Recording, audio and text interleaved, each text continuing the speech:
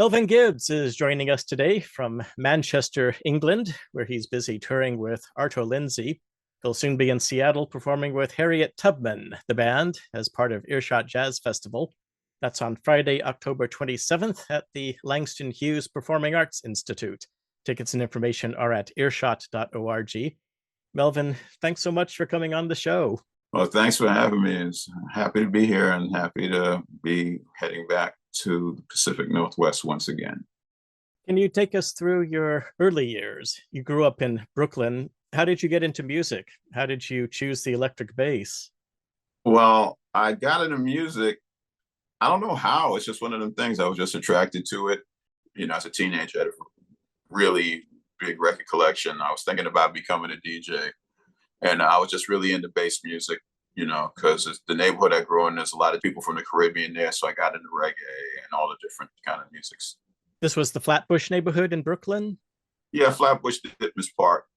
That's important because coming up, I was into funk because I'm that age. Mm-hmm. But also being around Caribbean people, I got into reggae early, soca, calypso. So I have my aunt and grandma lived in the Bronx, so I listen to a lot of salsa when I go up there. So it's like I have this kind of wide-ranging musical thing that kind of puts a different flavor on what I do than some of my contemporaries. I see. And you also had an unusual family reason why you were drawn to the bass, didn't you? Yeah, well, my mom was totally deaf and my father was almost deaf. But the hook to that is they were both good dancers, and their friends were also very good dancers. And that, for me, I feel like that's a part of why I was attracted to bass, because that's the instrument you don't have to hear bass, you can feel it. You can feel the vibrations and get the beat that way. Yeah, so that's a big part of it, yes. Now, did you start on acoustic bass and then go to electric bass? I actually started on congas. Congas was my very first instrument. I started on congas and percussion because of the man who lived next door to me, who actually made percussion instruments. So my first instrument was congas. And then I went to electric bass. And then I went to acoustic bass. And it just so happened that in my neighborhood, the neighborhood jazz musicians decided that they wanted the kids in the neighborhood to learn the music. They wanted to pass the music on down through the Black community to the next generation. And my first acoustic bass teacher was Reggie Workman, who was John Coltrane's bass player. So in addition to all the kind of dance musics I was listening to, I also have a strong foundation in jazz. And this is the things I kind of got exposed to at a fairly young age. And Reggie Workman went all the way back to Art Blakey, I believe, but then forward through Coltrane to many of the free jazz pioneers, a very long lineage and long career. Yeah, he's one of the great Philadelphia bass players, and yes, and definitely had the Blakey stamp of approval. So we got to 1998 when you co-founded Harriet Tubman, the trio. How did that come about? Well, I'm connected with both of those guys for, by 98, it was decades. I met Brandon literally in the street in Brooklyn. We had played together with Oliver Lake. And Oliver Lake had his kind of like Caribbean band that he called Jump Up. I played in a couple of different versions of that, so I knew him from that. This is Brandon Ross, the guitarist. Yeah, Brandon Ross, the guitar player. Yes. And then JT Lewis on drums. And JT, I knew because JT played he did a tour with the band Defunct, which I was the original bass player for. And that was back in the 1980s. Yeah, Defunct was in 1980, yes. Okay.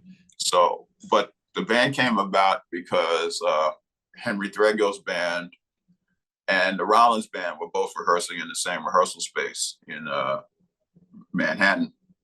And the guy, and Brandon and JT decided that they wanted to play together and do something. And I believe it was Brandon who suggested that they get bring in a third person. And they mentioned the fact that I was literally in the building. So that's how it started. So when I think of the power trio format, I suppose you can go back to Chicago blues bands or Cream, but to me, the iconic example is Jimi Hendrix's Band of Gypsies. Were they a big influence on the sound of Harriet Tubman? I mean, I think the idea of what Hendrix is doing was an influence. I mean, yeah, I mean, if JT was here, I mean, he would mention Cream because JT's much more. JT's, you know, I mean, they were the kind of original heavy metal band or whatever. But I think the operative word here is freedom. And I think as far as what Jimi represented, not necessarily, you know, so much the musical palette, even though, of course, he's coming from that same musical palette that we all come through because he's got the same heritage. But it's more like a question of, okay, what can you do with 3 instruments? And the way he stretched the vocabulary of the guitar and the way he stretched the vocabulary of, you know, of the musics that he came up under. I think that is sort of the metaphor that, you know, is applicable to what we're doing, because we're kind of stretching the musics that we came up under in the same way. Now, you've described what the band does as open music. Is that what you mean? The freedom to partake in different genres and combine different styles? Yeah, I mean, yes, that's one meaning of the word. Yes, I mean, the genre thing, to me, that's a function of capitalism. That's not a function of music, because you pick up the instrument and you play it, and then somebody else has to describe what it is. But when you're playing it and when people are listening to it, they're not thinking in terms of, okay, what is it? You know, they're not trying to label it. They're just experiencing it. You have to label it after the fact, and you have to label it so that someone can slide it so they can say, okay, it's this, not that. But what Tubman does is it's this and that and that and that. So it's all about the ands. So that's why the open music idea is applicable. Now, you get a lot of sound out of 3 instruments, and that thick, dissonant sound that I associate with Harriet Tubman. It reminds me a lot of Electric Period Miles Davis. Was he an influence as well? Well, I actually, you know, worked quite a bit with Pete Cosey, who was a guitar player. I actually worked quite a bit with him in the late 80s and early 90s. He's actually on one of my albums, you know what I mean? So he was with Davis from 73 to 75. Yes, that music is, I mean, for me and for the other guys in the band, it's a touchstone, because in the same way that Jimi Hendrix stretched how you could use a guitar as a musical instrument, Miles was really experimenting with stretching and using the recording studio as a musical instrument. And me coming up in Flatbush around a lot of Jamaicans, I mean, that's just what they did, was, you know, whatever piece of technology they had, they would figure out how to use it to expand what they were doing. So it's important for that reason. It's also important because, as Pete told me himself, the whole point of that late 70s Miles band was that Miles was making Black music.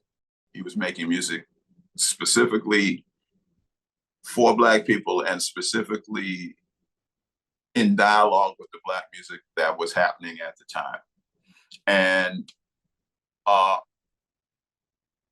including the idea of open music in that is very much, for us, Tubman is very much a dialogue with the different kind of music that gets subsumed under the terms avant-garde or free, because it's really the question of, you know, back to the metaphor of the name, it's a question of what freedom is. So that music that Miles was doing at that time, it was also about freeing himself from the idea that music had to be what he had become famous for and what he was already iconic for, which is the thing. When you think about Miles now, you know, that to me, that's arguably the most important thing about Miles, is that he just refused to be boxed. It's like whatever highlight he made, he would just, okay, I did that, I'm on to the next thing. He kept reinventing himself. Yes, which is very important, you know, to, I think, for human beings. You got to look at the situation the way it is, not the way you wish it was. And speaking with Melvin Gibbs, bassist for the band Harriet Tubman.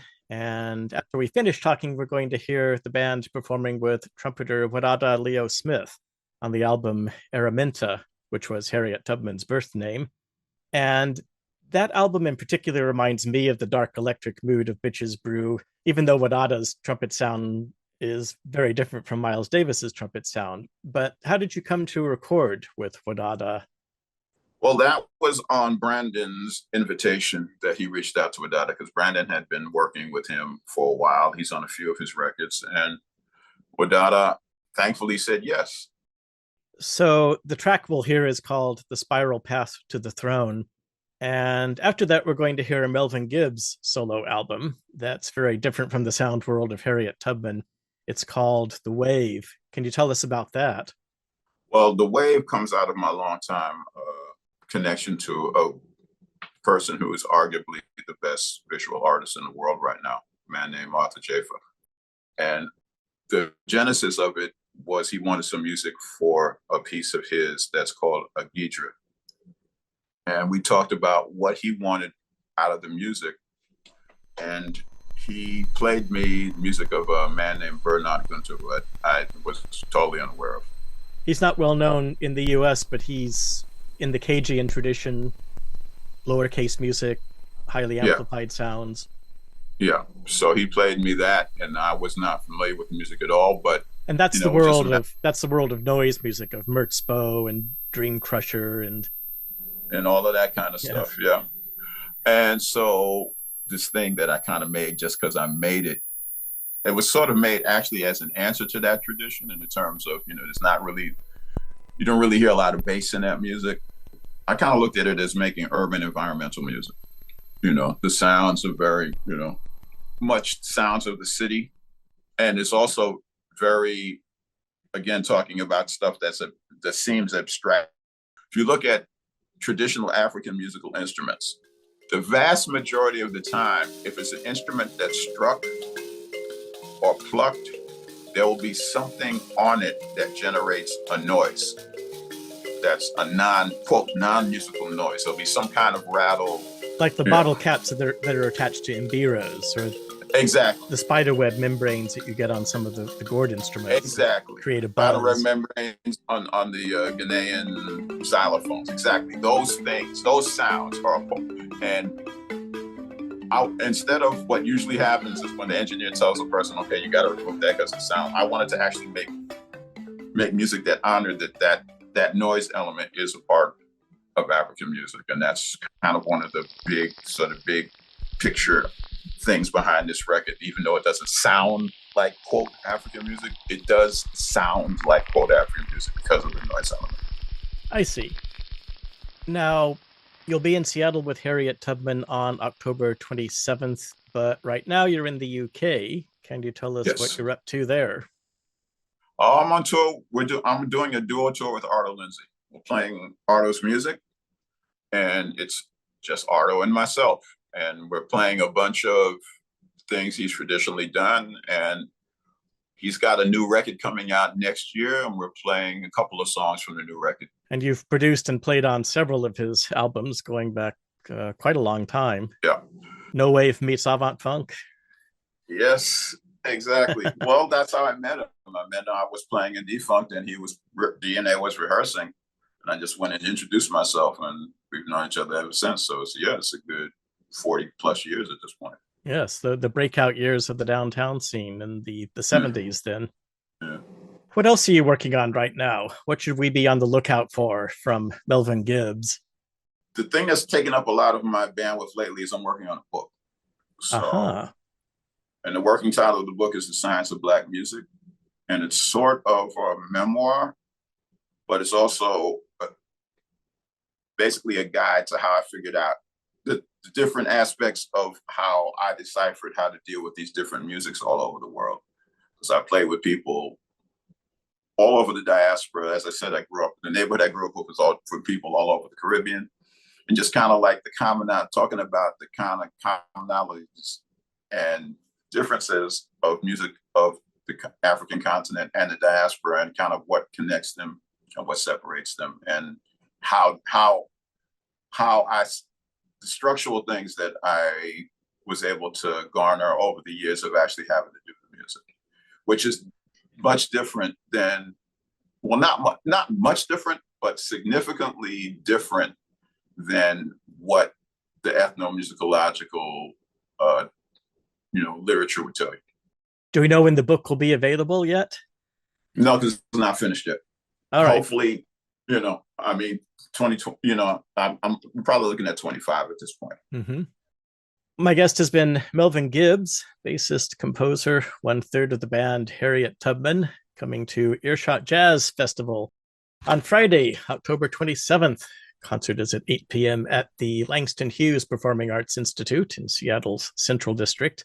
Go to earshot.org for more information. Melvin, it's been great chatting with you. Thanks so much for giving us your time today, and we'll see you on the 27th. Well, thank you for having me, and thanks to all the listeners for listening. And I'm enjoying. I'm gonna enjoy being out on the West Coast again. Now here is The Spiral Path to the Throne by Harriet Tubman and Wadada Leo Smith.